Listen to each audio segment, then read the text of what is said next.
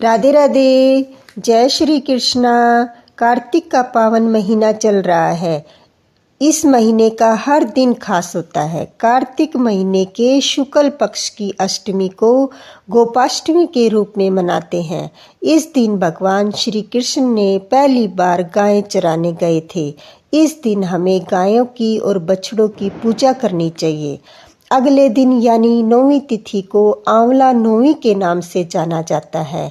इस दिन महिलाएं व्रत रखती हैं और कथा सुनती हैं। आइए मैं आपको आंवला नौमी की कहानी सुनाती हूँ। गोपाष्टमी के अगले दिन आंवला नौमी होती है। आंवला नौमी को आंवले के वृक्ष की पूजा की जाती है। जल, मोली, रोली, चावल, गुड़, सुहाड़ी, पतासा, आंवला, दिया, धूप दीप जलाकर आंवले की पूजा की जाती है। कहानी सुनी जाती है। ब्राह्मण ब्राह्मणी को दक्षिणा दी जाती है।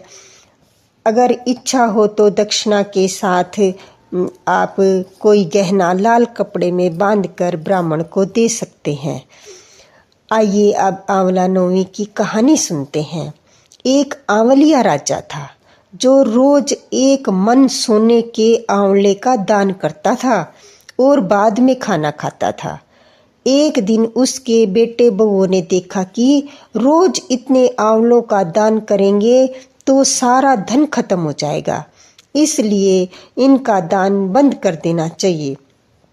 एक पुत्र आया और राजा से बोला, आप तो हमारा सारा धन लुटा देंगे, इसलिए आप आंवले का दान बंद कर दीजिए। तब राजा और रानी बेचारे उदास होकर जाकर कहीं सुनसान बैठ गए और वहां आंवलों का दान नहीं कर सके, इसलिए उन्होंने कुछ भी नहीं खाया। तब भगवान ने सोचा, अगर इसने इतना सत्य नहीं रखा तो दुनिया में कोई नहीं मानेगा। तब भगवान ने उसके सपने में आकर कहा, तुम उठो और तुम्हारे पहले जैसी रसोई हो गई है और आंवले का वृक्ष लगा हुआ है, तुम दान करो और भोजन कर लो।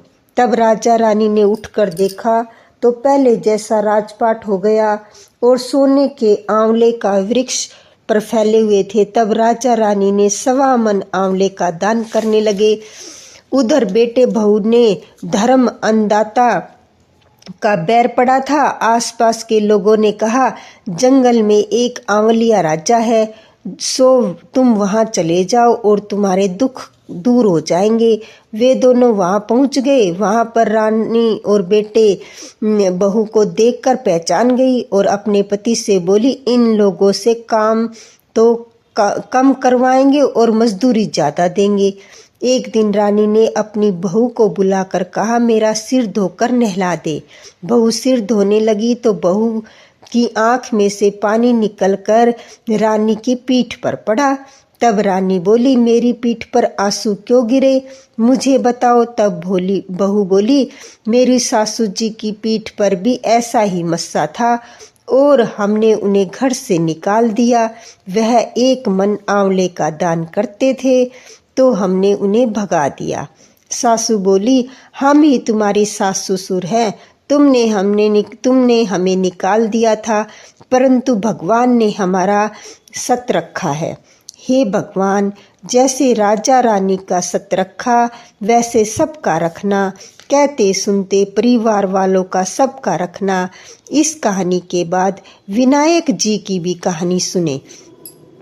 एक छोटा लड़का अपने घर से लड़कर निकल गया और बोला, आज मैं विनायक जी से मिलकर ही घर आऊँगा।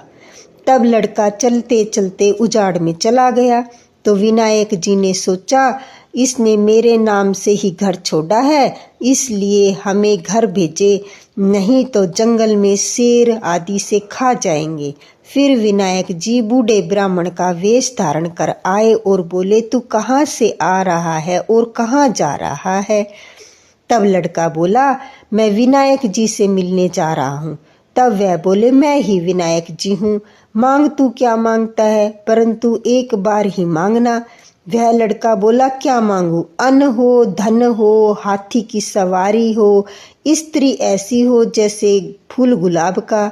तो विनायक जी बोले, लड़के तूने तो सब कुछ मांग लिया, जा तेरा सब कुछ ऐसा ही हो जाएगा।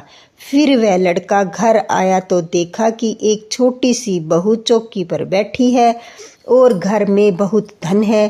तब वह लड़का अपनी माँ से बोला, देख माँ, कितना धन लाया हूँ, विनायक जी से मांग कर लाया हूँ। हे विनायक जी महाराज, जैसा उस लड़के को धन दिया वैसा सबको देना, कहते सुनते हमारे सारे परिवार को देना। बोलो विनायक जी की जय, विष्णु भगवान की जय।